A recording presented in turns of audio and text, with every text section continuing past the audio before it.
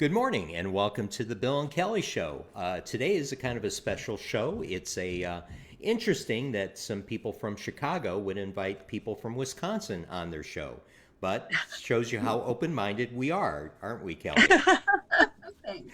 So, no, all kidding aside, all these fine folks have been on the Bill and Kelly Show before. You probably recognize most of them. And I'll start their introduction. First of all, we have Dena Carreyn, who has been on our show. She is a speaker, a survivor, and a resilience revolutionary. Welcome back to the show, Dena. And Thank you so much for having me back. then we have Renz, who is a retired Milwaukee fire captain, a Hall of Fame inductee, and award-winning author. Welcome back, Greg. Oh, thank you. Thank you. And then finally, we have David Benjamin, who's an internationally known author and is world-traveled. Welcome back to the show. It's a pleasure to be invited. Yeah, we loved it. We loved all your guys when you were on our show. Absolutely. We enjoyed the interviews immensely. Well, one of the reasons why we're back here is because as you guys came on our show, we realized that you all were from the general same area, which, ironically, before this whole pandemic broke out, we had plans of going up there to do a show because we have a large, or I should say growing audience up there. So we thought, well, let's provide them something that's a little bit more entertaining than us. Right, Kelly? Not that we're not entertaining all the time. But so what I'd like to do and start out with Dena, if you could tell us where you're from originally and what brings you back to the Milwaukee, Madison area. I grew up in St. Louis, Missouri, and ended up going out to the beach for college and then staying for about 22 years. 7 years ago, my husband was coming to Madison a lot for work. He's an intellectual property attorney. And the thing about that is it's so specialized that most judges don't understand it because you have to have an engineering degree and, you know, a patent background and all of these things. And it's federal court. And at that time, 2 of the 3 federal judges in Madison just happened to have engineering backgrounds, which is very rare. So it became kind of a hotbed for intellectual property litigation, and my husband was here a lot, and he brought me here during the summer and early fall because he understood that it was really beautiful at that time of year. And then we moved here at the end of January. So it was a rude awakening when there was a blizzard happening the day that we were moving in, but my kids were really excited to see snow. So welcome to the Midwest. That's right. Well, so that's great. And so we're going to get back around and talk about some of the unique things in the Madison, Wisconsin area. So, Greg, why don't you talk to us about the same thing? What keeps you in this area? Because you now are an award-winning author, and I suspect that you can get up and move anytime you want. So tell us what keeps you at the Madison, Wisconsin area. Okay, yeah, I grew up in Madison, and after I graduated from the University of Wisconsin in Madison, I was looking for work. I was a pre-med major, but I did not get into med school. So I needed to find another career. And I had family living in Milwaukee who said, hey, the Milwaukee Fire Department's hiring firefighters. Why don't you consider applying? So I did. I had no idea. A lot of people will say, oh, I always dreamed of being a firefighter. Well, I never dreamed of being a firefighter, but I needed work. And once I started learning about the fire service, I realized I just stumbled into a passion here.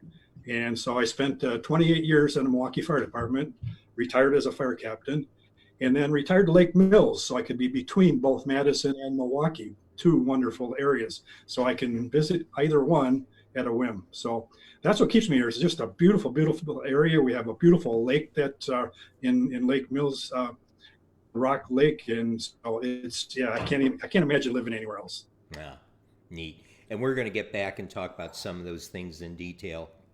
Now, David, you have lived quite a few places around the world, but yet it brings you back to Milwaukee, Wisconsin area. I mean, Milwaukee, Madison area. Oops, I lost my ear. Oh, yes, I should be talking now. Unless, yeah, Well, we could stay on me for a while I- and I could explain just what happened, but go ahead.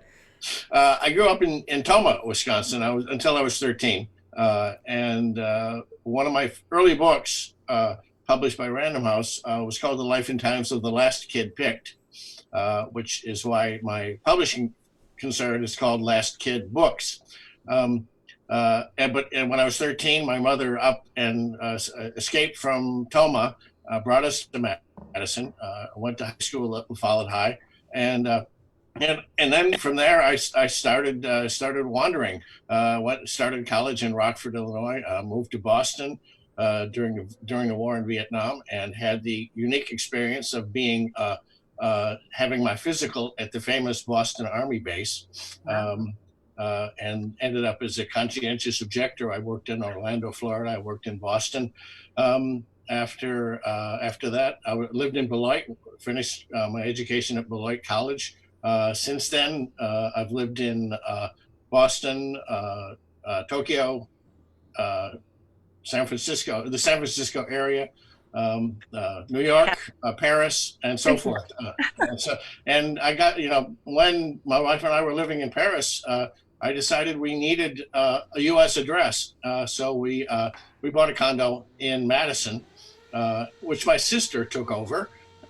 So when we finally ended up moving back to the States because my wife's job made her much more flexible, we came back to Madison and got another condo and moved in here on West Washington Avenue. And of course, Madison has always been an inspiration to me.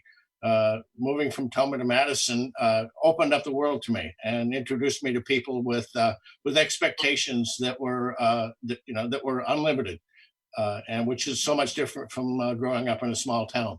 So I've always really loved Madison because the possibilities it presented to me.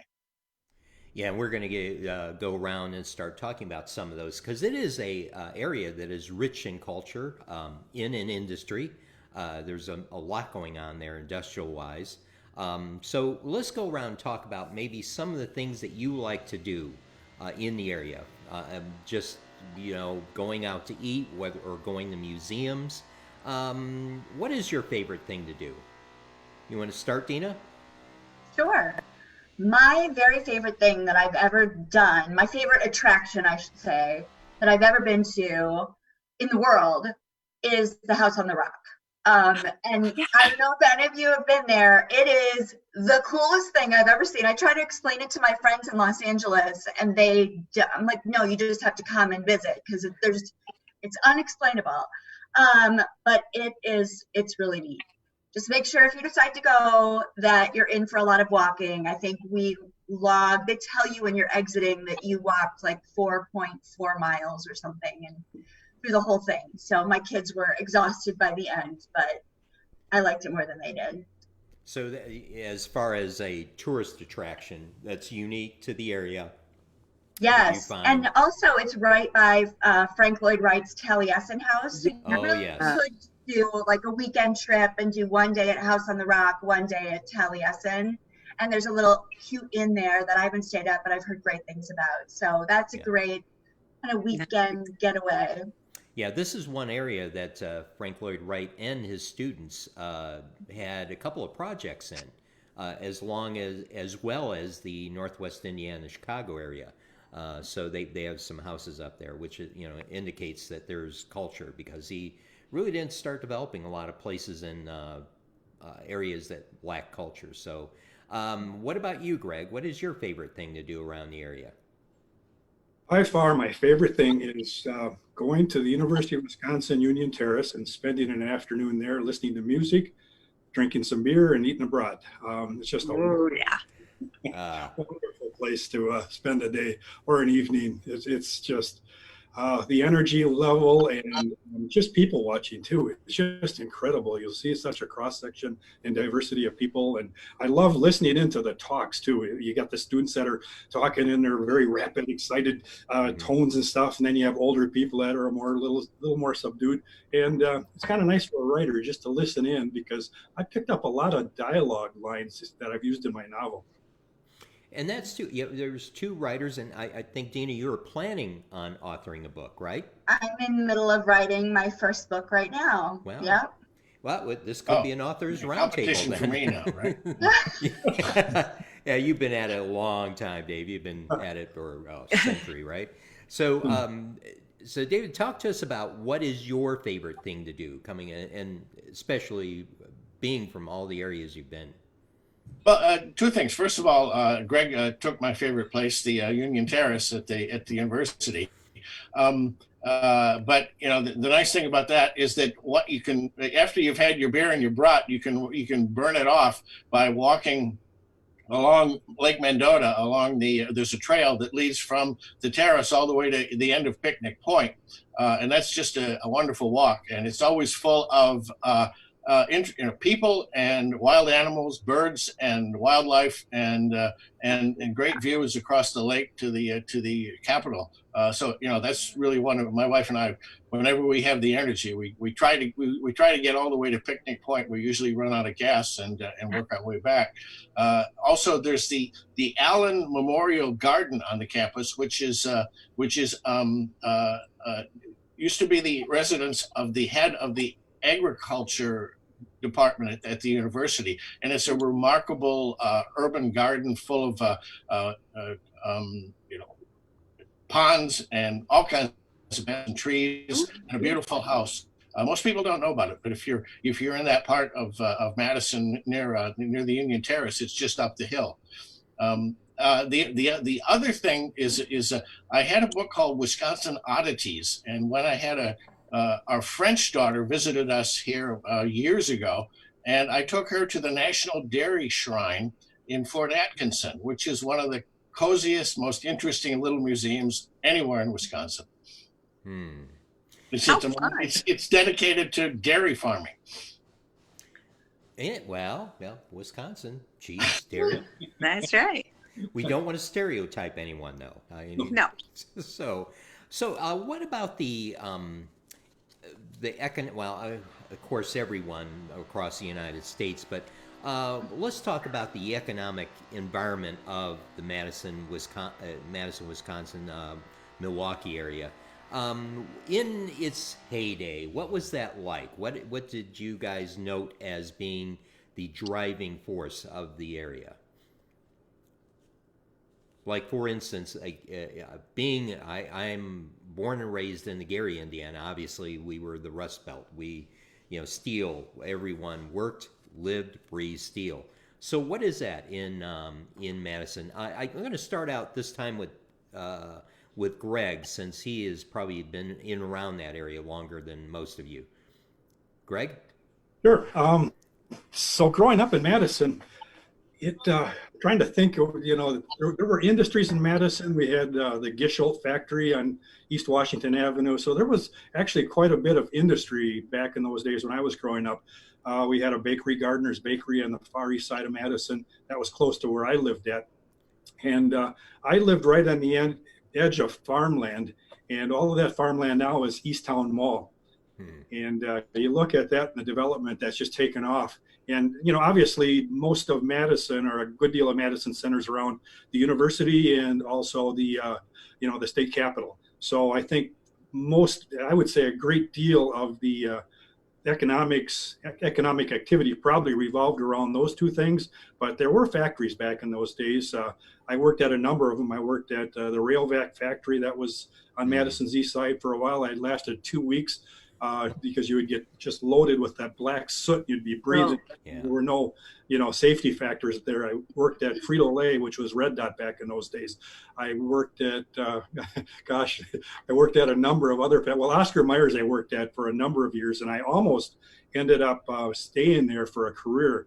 And I'm really glad I didn't, because I went into work, I worked nights. I went into work one night, and this guy across from me was saying, "Well, Greg, what do you plan on doing with the rest of your life?" I said, "Well, I'm going to work here a couple of years and then retire or move on to something else that I like, because I really don't want to enjoy this."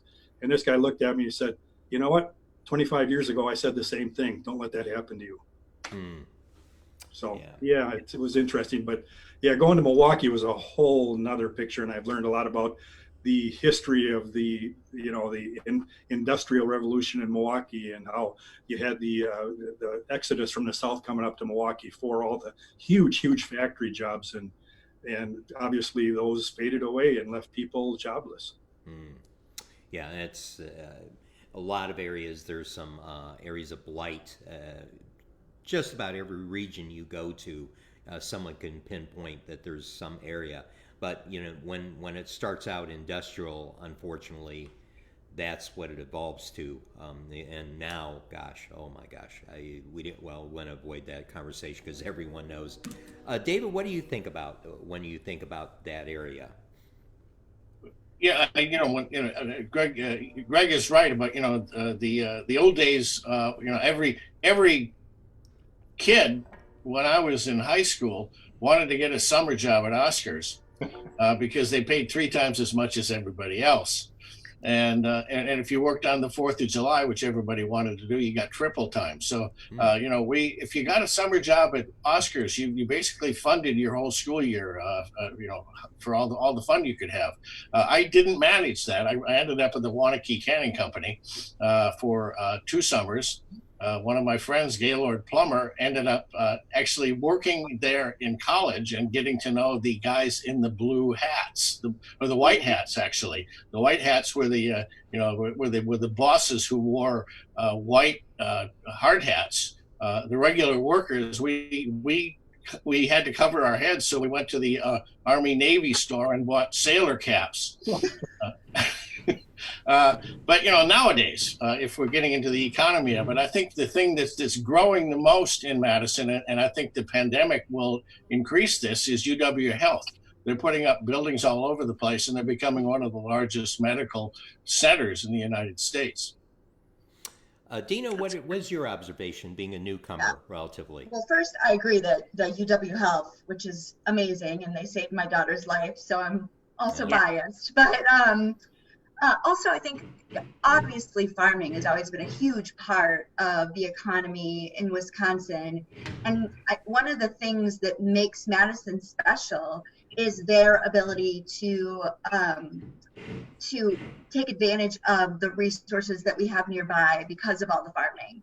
And so you see an amazing culinary scene here, so many great restaurants, so much farm to table food. And then also one of my favorite things to do here during the spring, summer, early fall months, we have the largest producers only farmers market in the nation, which is really fun and so nice. Such a great thing to do on the weekend. We take the kids down, our kids get a big kick out of it. And there's great people watching and so much fresh produce and everything else. Yeah. Oh yeah, an additional note on the farmers market. My wife is essentially a gourmet chef, so her Saturday during the farmers market season every week begins with a trip to the farmers market. If she can't get there, she feels as though she's wasted the whole week. Aww. So, David, I'm feeling like we should barter on having you on the show again, and payment would be inviting us over for dinner. That would be a pleasure. When you do your show in Madison, you will finish your show and then you'll come over to our house for dinner. Sounds like a plan we would to be me. honored. I was just kidding, but when you said gourmet chef, No, I insist. You're stuck with the invitation. Kelly and I just dislike food. Yeah. Right. Yeah. Sure we do. Kelly, why You don't have no restrictions. Kelly, why don't you chime in on this, because you've been up to that area before. What do you remember about it? Well, the one thing I remember most about Madison is when I was in Girl Scouts in senior scouting back in the day, we would go up. I was in a mariner troop, so we did a lot of sailing and a lot of canoeing, and we would go up for the regatta at the lake every year. And that was so fun. And it was just a beautiful, wonderful time for me. But I spent a lot of time up in the Wisconsin area, the Dells, Madison. My dad worked for Standard Oil, but he was in the fertilizer division. So we would go to a lot of the farms and things like that. It's just gorgeous up there. So the next thing that we have to talk about, no opinions, please, but no political opinions at least. What is the political environment of that area? What is it made up of? Is it, Is it progressive? Is it conservative? What would you say, trying to be as objectively as possible? Oh, smiles are coming out. I'm not going to go there. To answer, I have kind of a little bit of an outsider's perspective, I think, having only been here for 7 years. But I feel like there is a divide. The core of Madison itself is very progressive, and I think Milwaukee's similar.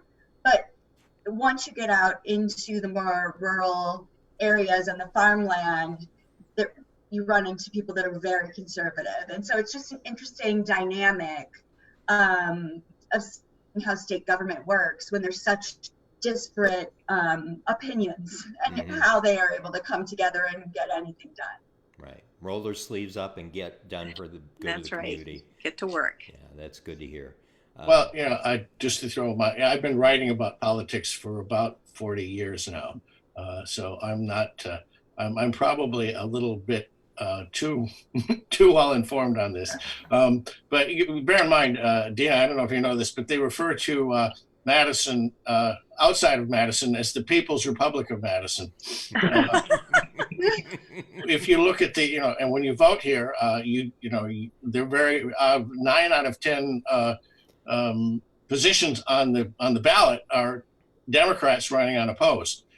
So this has always been one of the heart and soul of the Democratic Party in Wisconsin. Going back to history, Bill Evue, who ran the Capital Times for decades, who was a crusading liberal spirit, was one of the first and only newspaper editors in the state to stand up against Joe McCarthy. And he got raked over the coals repeatedly by Joe McCarthy, who wanted to shut down the Cap Times. So that's always been the guiding spirit of Madison. But I would add, just for Dena's edification, I grew up in western Wisconsin, right on the edge of the Minnesota border, which for a long time was very labor-oriented and very progressive because of the influence of the Democratic Farm Labor Party just across the border in Minnesota.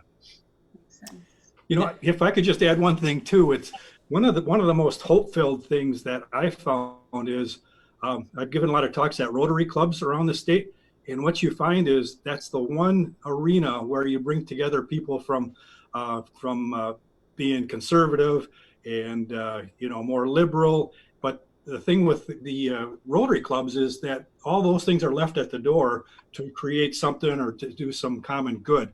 And I just look at that and say it can be done if you're able to do that. And it's the Madison Rotary Club, Milwaukee Rotary, they're all the same. They all have a wide diversity of political feelings there. And they're able to come together and actually accomplish some really, really great things. I mean, one of the things is eradicating polio around the world. So I just had to put my 2 cents. I belong to the Lake Mills Rotary Club. In fact, I was a past president of it. So I'm very pro Rotary because I think that could be a huge, huge thing in this world today. Yeah, true. One of the things that you all agree on that there is it's more of a progressive area. And do you find that's related to being so close to the university or not? Oh, of course, yes. University cities throughout the United States tend to have a more progressive cast. You look at Columbus, which is in one of the most conservative parts of Ohio, and yet Columbus tends to vote heavily for Democrats because of the presence of the students and because of the nature of university towns. Universities are focused on open inquiry and argument and making things better and exploring ideas that are not common among a larger, more conservative gestalt in America. So one of the blah blah, right? Yeah. No, you're true there. I just wanted to just get your opinion about. Now, as we go on here, one of the things that I to bring up, if you all had to put your sales caps on and wanted to sell this area to either a company or a family that was planning on moving somewhere around the Chicago, Milwaukee, Wisconsin area, what would you say would be the biggest selling point for that area? I would say that we have a lot of the same or similar amenities of the larger cities, but without some of the negatives like the traffic, the pollution. It's really kind of the best of both worlds. We have the lake, which is an amazing resource, and we're in a great central location where we have lots of day trips or weekend trips that you can take with your family if you'd like to do so, and also that we have world-class medical facilities. And that was from my day, even before my daughter got sick. I have lupus, so we knew in moving that we needed to be aware of, part of our calculation had to be that we would be near top tier medical facilities, and we definitely have that here in Madison. Yeah, I would agree with everything Dena said. Madison is an incredible community, and Milwaukee too. If you think about just getting around both cities, within a short period of time, you can get from one end to the other, even in Milwaukee.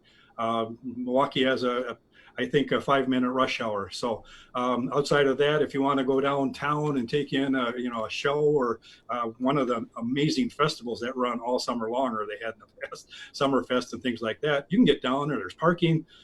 So there's so much to do. And there again, both communities offer, I think, all the amenities of much larger cities and with a lot less hassle to do them. So yeah, I think it's an easy sell. So big city feel with a small town community. One of the things that I always point out to people is State Street in Madison. I've lived in a number of cities with universities, and there is such a thing as a college street, and in many of those college streets, which were very common in the 20th century and in mid-century, have been gapified. They've been taken over by chains and McDonald's and so forth. But State Street in Madison, about a year ago, I walked up and down State Street counting the number of chains versus the number of locally owned stores that are essentially focused on the student population, and about 80 to 90% of the stores were still local stores. One of them, Goodman's Jewelers, has been on State Street forever, since before I came to Madison, and that was 1963. So one of the charms of Madison is that street that runs from the Capitol building to Bascom Hall and has retained its integrity as a college street, and there are very few of those left anywhere in the world. And that, I would add to that also on State Street is the Overture Center, and that draws top-notch acts. We get all the Broadway touring casts and some world-class music and entertainment, the same ones that the big cities get, which is a great amenity. I've been attending some of the organ concerts at the Overture Center. The Overture now has one of the dozen greatest organs in the world, and so it draws the best keyboard players on the face of the earth. So and it's a cheap series. It's like $10 a ticket. So so there's so much there at the Overture Center that you can explore, especially if you don't go for the famous things. If you just go for the music. And they do have a wonderful children's theater program as well. That's right. Which is great, not only to take your kids to, but if your kids are inclined and would like to maybe pursue theater, the opportunities are here for that. That's great. And wouldn't you agree that a community that is rich in culture tends to support its businesses around the area? You have the older businesses that have been through 2 generations, 3 generations, because of that culture. What are your thoughts about that? Yeah, I definitely believe that. If, just living in Madison just about my entire life, I really wasn't aware of the culture of Madison until I got older and started exploring and stuff. And if you look at just the different aspects of the artistic scene, one of the things that in Madison is the incredible music. There is free music throughout the summer. You can find it on almost any day, any night, and some amazing, amazing performers. One of my best friends is a member of the Chicago Blues Hall of Fame. Wow. And I get to go see him every once in a while where he's playing. Most of the time, it's free. They're free venues. So it really is incredible, an incredible area. Summer, I'm looking, there came a lot of them this year. They have Central Park in Madison, and it's just a beautiful, huge park. And they bring in national acts for this, and there again, it's free. Yeah. Oh, you're right. Yeah, in every summer there is a series of concerts on the Capitol Square, run by the university, and it draws 10,000, 15,000 people every Thursday. You can't find a spot on the lawn during these concerts. And it's also free. Yeah, that's right.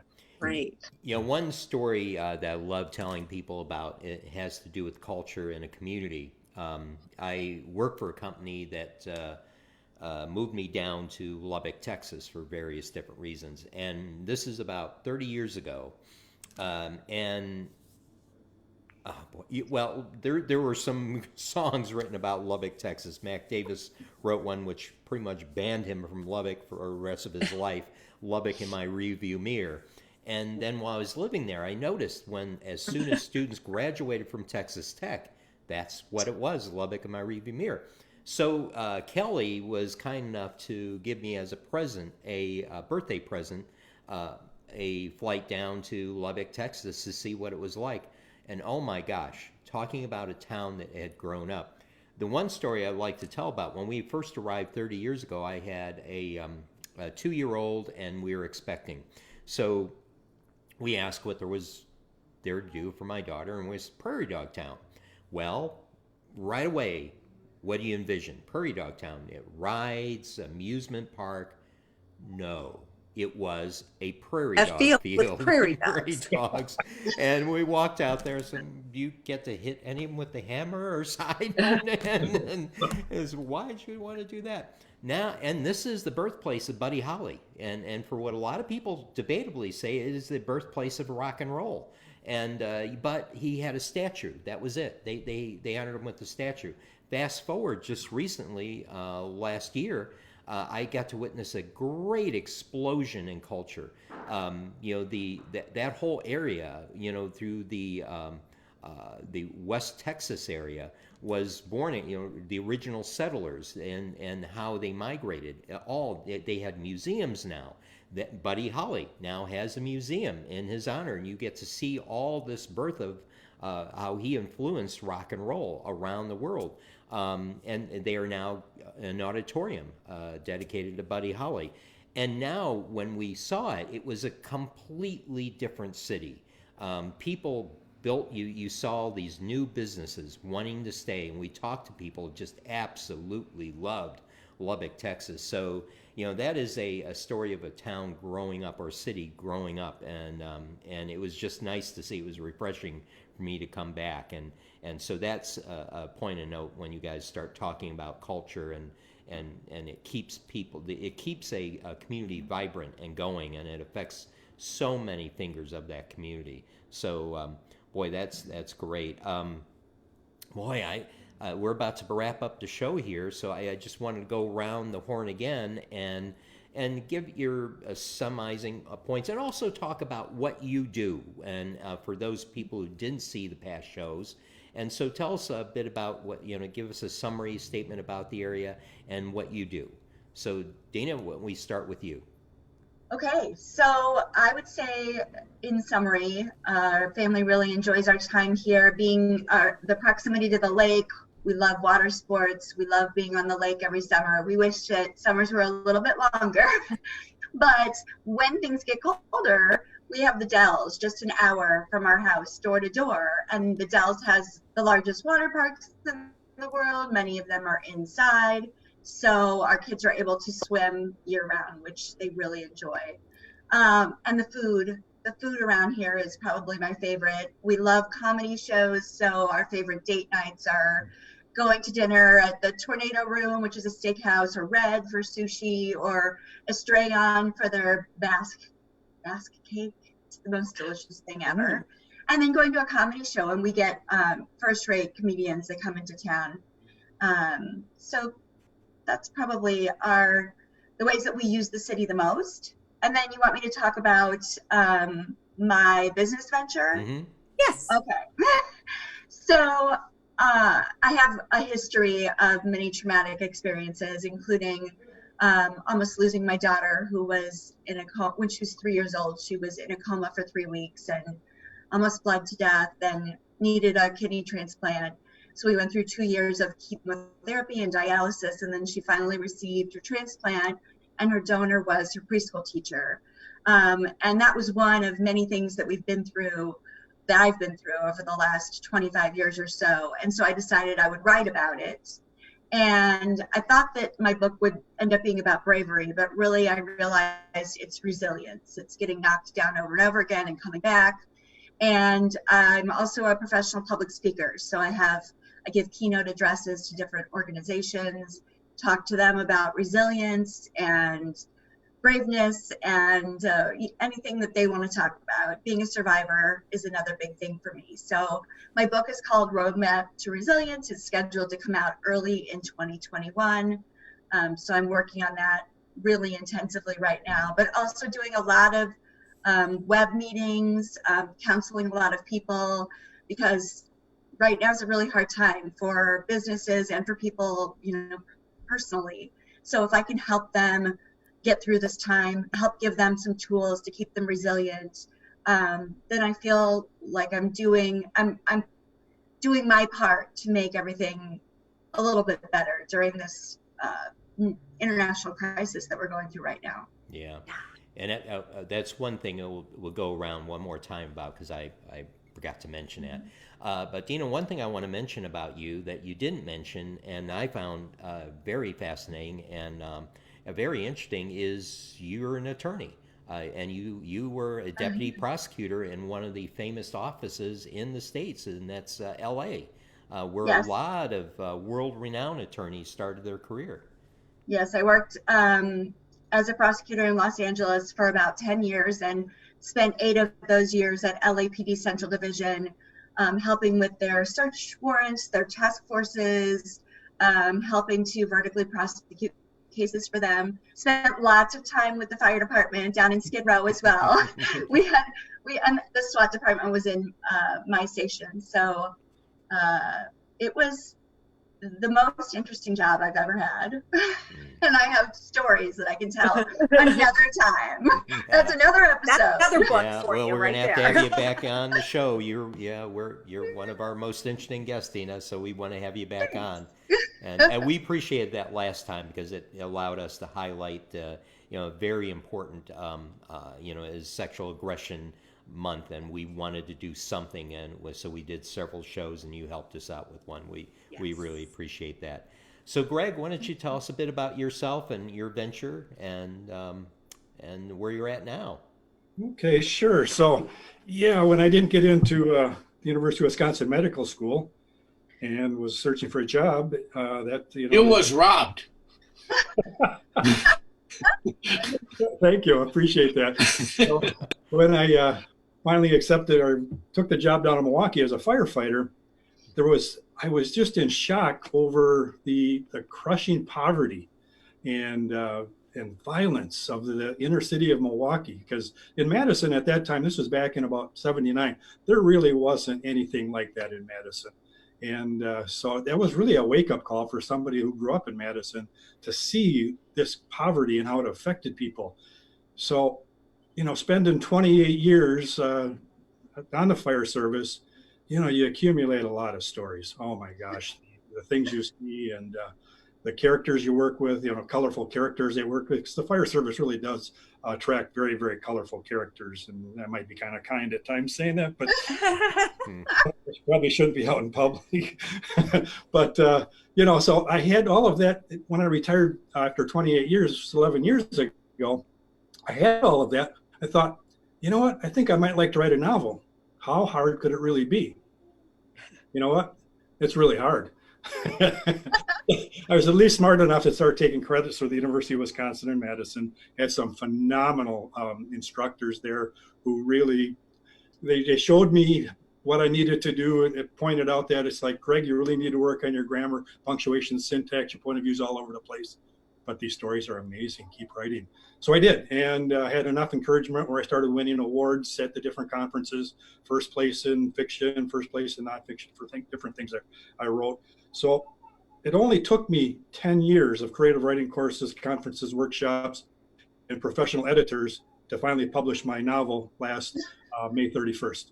So, it was an overnight success, really, because the novel itself, Beneath the Flames, in last year won the 2019 Reader's Favorite International Book Award Gold Medal, and also won the Public Safety Writers Association Award.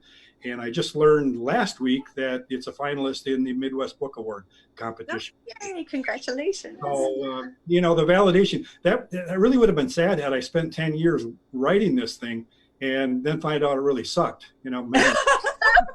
Well, I needed that validation, but you know what? The real validation in this story came from after it was published, and it deals with the issues of PTSD on the fires for first responders, and also the kids growing up in the inner city. You think about this, they're growing up right in the middle of all this violence on a daily basis, many of them. And my gosh, you really don't recognize that, but when we would go into schools, you could see it. I mean, obviously, when you're suffering from PTSD, it comes out in all kinds of different types of behavior. Sure. And that, along with firefighters who read the book and told me afterward how they were so happy, so glad that I wrote this book, because what I talked about there and what my protagonists went through are similar things of what they're going through with their issues of PTSD and things that they may not have talked about this for 15 or 20 years. And they're coming up to me after talks and telling me, oh man, and they're sharing some really, really dark stories that they dealt with. It's not all, real bad, but people say, one firefighter told me after hearing it, he said, he shared a story for 45 minutes with me. 45 minutes, he was just pouring his heart out, because I said, well, tell me about it. This was after everybody was gone. And he shared really dark stories. And I said, I'm not a therapist, but yeah, you really do need to see somebody. And he said, I'm glad you told me that, because I think I knew it, but I needed somebody like you to tell me that. Aww. So that validation, it'd be nice to be a multi-million bookseller, sell 1 million books. But when you start having people coming up and sharing how this book really affected their lives, I don't need to sell 1 million books, because I touched some people's lives with this. It also deals with racial issues in Milwaukee. And I had one lady who grew up on a farm telling me, the only thing I ever knew about people in the inner city was what I read in the newspapers and saw on television. I thought, I can't imagine growing up in a situation like that. So the validation for writing the book came with, the awards were nice, but the real validation is in touching people's lives with the story. And that's been so rewarding to me. I did have one firefighter come running up to me at an event, and this was a guy I worked at years and years ago. I worked with him, and kind of a grizzly old guy, and he's the kind of guy who would tell you, hey kid, there's no crying on the job, toughen up. And now he's been retired for years. He came stomping across the lawn, poked me in the chest, and said, I hate you. Whoa. You made me cry. Yes. Yeah. Well, so Greg, it's been quite a journey. It's been a blast giving talks and stuff, because people are sharing so many things with me. But yeah, it's been quite a journey so far. And you are a Chicago Fire fan, right? Oh, absolutely, yes. Yeah. Oh, God. Because Greg, they got that cat down there. You know what's shameful, Greg? Those writers wrote in the script. They made fun of the way I talk. Can you believe that? Anytime you want 2 T-bones, you come down to Chicago after this whole pandemic thing is flattened, and we'll have some T-bones, put them on the grill. We'll go to the house. You get to sit with the guys. We'll watch the Bears game, and then we'll go down to my bar. Okay, Greg? Beautiful, beautiful. I just here to add one thing too, just throwing in that dialect. I put a lot of dialect in because in Milwaukee is so diverse. We have the South Side dialect, South Side Polish dialect, and of course the inner city dialect. And we have the farm dialect. My guy's a farmer, so you got the rural dialect. And I had agents when I was querying tell me, yeah, you're going to have to get rid of the dialect. Wait a minute. And what I've heard from all the readers is, I just love your dialect. It's so authentic. So sometimes you got to ignore the experts and tell them, you know what? I can't do what you want me to do, because I ended up turning down a couple of New York agents that wanted to sign me, and because of things like that, I turned them both down. I couldn't do what they wanted me to do. I just didn't agree. Good. No, well, actually, that did happen. Stick to your guns, baby. The writers wrote in too. The characters were making fun of the way he talked, and I just got the biggest kick out of it. Oh well, yeah. But as we go on, right, David, tell us a bit about your life venture. Right. Well, I should just point out to Greg that, he referred to agents as experts. Agents are not experts. I agree. Oh. Yeah, my agent who was an expert, was a wonderful guy, died in 2012, and so I went through a lot of queries to agents, but I'd already passed my expiration date with New York City. So last year I launched my own imprint, Last Kid Books, and I've got a list of now 8 books, 6 of which, like you, Greg, have won some awards. But to stay on the theme of Madison, 3 of my books, 2 in print and 1 that's just coming out, all take place largely in Madison. I might be, if anybody ever wanted to bestow the title, the Bard of Madison. But the first, my first, one of my early books, The Life and Times of the Last Kid Pick, takes place partly in Toma and partly in Madison, and it has a broken time sequence so that you're shifting back and forth between Toma and Madison all the time. A book that was published in 2013, and I republished it last year. A Sunday Kind of Love is set in Madison, and it involves. As I've told Bill before, the weird psyche of football fans, particularly Packer fans, but it also applies to Bears fans and Colts fans and so forth. And it's about a young woman who is in love with her boss, and her boss is obsessed with Brett Favre and the Packers. But at the time, Brett Favre is playing for the Vikings, so he is psychologically tortured by this, and she realizes that to win his heart, she has to learn about football and the Packers, and it's a romance. I call it a football romance, and it takes place around this guy's sick passion for the Packers and her efforts to win his heart. And I won a New York Big City Book Award for Best Romantic Comedy with that one. The one that's coming out in June, according to my printer, it will come out on time, is called They Shot Kennedy. It's the story of a character that I've used in 4 different books, and I've changed him from book to book, and I've screwed up the time sequence from book to book. But this one takes place in November 1963. My character his name is Franklin Roosevelt Cribbs, but all of his friends call him Cribbsy.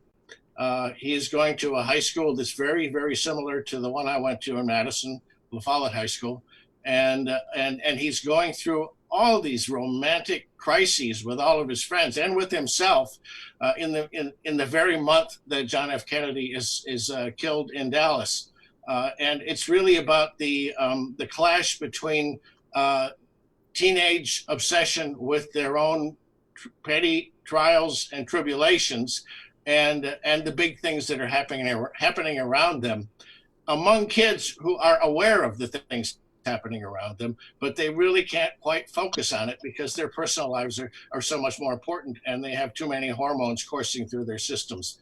So that's such a relevant theme right now too, with what's going on right now. There's so many similarities and parallels. Yeah, it's funny. I wrote it quite a few years ago, and it was in my queue of books to print. And when I went back and re-edited and prepared it for production and got it sent to my book designer, I came to the conclusion that it was one of the better things I've done, and because it's difficult to write in the voice of a 16-year-old and make it credible, and yet I impose a more adult and a universal point of view while you're doing that, and I think I did it fairly well. But if anybody ever reads it, they can tell me whether or not. But my book editor, my copy editor, who lives in New York, actually no, in Pennsylvania, was quite pleased with the book, which is always if your copy editor doesn't like your book, you're in serious trouble. So, but so I basically have 3 books that are set more or less in Madison, and it would be nice to have some sort of an event in Madison where I can highlight all this stuff, because I don't think anybody's set that much fiction or any kind of prose in this very interesting city. Oh, yeah, boy, that sounds like an interesting book about to happen. So we're kind of anxious to read that one when it comes out. Absolutely. Just real quick, we're running out of time here. I need to let you guys go because I know you have better things to do and talk to Bill and Kelly. Maybe. I don't know what that would be. We can bounce around the house and avoid plague, yes. Yeah, with that, if you could just wrap up real quickly because we're running out of time here. I want to get you guys back to do what you do. But how has the pandemic affected this community, and where is it now? Are you guys... along with some other communities in the United States, are you planning on opening up, and how is that going if it is happening? Well, for our family, we are on the far end of the spectrum because my daughter, having been a transplant patient, her anti-rejection medications make her profoundly immunocompromised. And my lupus also causes issues for me. So we are very strictly quarantining. We have not left the house in 6-7 weeks. We had pulled our kids out of school even before the school shut down, and we're seriously considering homeschooling the kids next year if we don't feel that the situation is totally under control. Yeah, so. It's a valid point. I know Kelly has some issues as well that that could jeopardize her health. What about you guys? What do you view as coming about?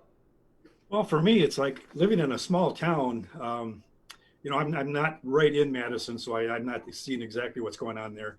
But in a small town, it's amazing how many people have adapted to wearing the masks. It doesn't seem like anybody's averse to that.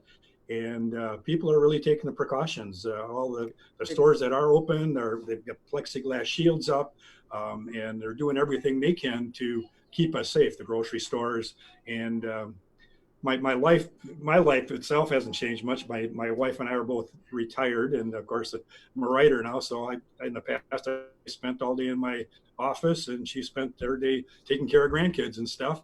So a lot of times we wouldn't see each other all day, and we still don't. She does her. And so things really haven't changed much for us. The biggest change is that we have to do takeout tonight instead of go to a restaurant. So I guess for us, we're pretty blessed. I mean, we don't have the worries, say, like Dena has. I mean, I can't imagine dealing with that. I mean, my gosh, I would be. Oh, that's tough stuff to deal with. Oh, I can't imagine. Oh man. So we're pretty fortunate. So things are going okay here. Okay.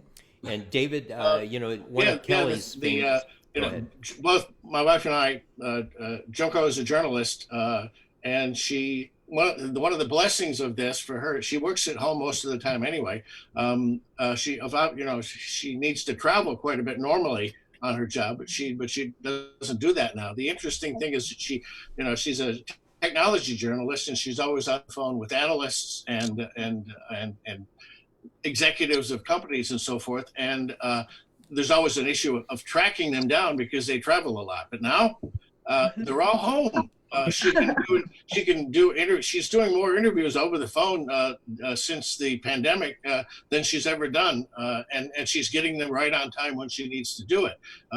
I'm right now. I'm in production on my next Last Kid Books title. I've been, so I can. This is all stuff I can do at home. The only time I'm going to be going out is when the book is finally printed, and I have to go down to Verona to pick up copies. But in general, I follow the ups and downs of the pandemic very carefully, and I basically checked in the State Journal, which has a listing every day of the number of cases in Dane County, because that's the measure of how safe it is to go out here. And it's right now it's in the range between 0 and 5 cases a day, which is promising. But I don't expect that to be a stable situation as long as there isn't a universal testing regime that will allow us to give an idea. It will allow everybody to have an idea of the percentage of cases that are positive, and be able to trace contacts and so forth. As long as that's not happening, this can go sky high again, and without any warning. Just looking at the national numbers, Wisconsin had many more cases than Iowa and Minnesota until last week. Till this week. Now, Iowa has exploded in the number of cases, and apparently there's a hot spot around St. Cloud, Minnesota. That's pushed the number of cases in Minnesota over Wisconsin, and those are both states that have a smaller population than Wisconsin. Right. So if you have if somebody in Madison goes to goes around who's a super spreader and makes contact with a lot of people, suddenly we could be a hot spot too. You don't know what's going to happen. Yeah. Well, thank you for sharing that with us. We're going to go ahead and wrap up the show. And with every part of the United States, our thoughts are with you folks up there. And, Dena, with you and your family. Oh, my gosh. We hope the best, really. And we hope that we can all get out and enjoy each other's companies, because us as humans, we still starve for that. Technology's been great. I mean, look at late night shows. They've gone to using Zoom technology to produce their shows. But, it's still, we got to get back there. And hopefully one of these days we will. Well, ladies and gentlemen, this has been a this has been great. Yes. The conversation's been wonderful. We hope to have you guys on individually or a group again, and if you'll have us do that. Thanks again, and it's time to wrap up, so we're going to say goodbye for now. Ask one favor, Bill? Oh, sure. Sure. You could pass my email address on to Dena. My sister had lupus and a transplant, and a kidney transplant. So if she wants to get in touch with me and get a little bit of feedback on that, and I'd be more than glad to help to advise. Absolutely. And help. Thank you. That's very kind. I'll make sure to get in touch. Okay. We should all meet at the terrace sometime this summer if things. That's right. That's a date. That sounds great. Hey, Greg, anytime you just want to come down to Chicago, you're always welcome. You know what I'm saying, pal? Anytime. All right. Well, with that, we better wrap up the show before another personality comes out of my head. With that, we'll say goodbye. Please be safe. As your mother's told you, wash your hands and be safe. Goodbye for now. Yeah. Thank you. Thanks. This episode of The Bill and Callie Show is brought to you by Executive Suite Squared by ATG, offering private and shared office space with 24/7 secured access, 3 state-of-the-art conference rooms, shared lounge and cafe area, receptionist, printing center, and fiber optic internet access with Wi-Fi throughout. Conveniently located just south of 8094 at the Kennedy Avenue exit at 2901 Carlson Drive in Hammond, Indiana. For information on how you can become a member, go to executivesuites2.com or call 219-844-2901. Executive Suites Squared, home to the Bill and Callie Show.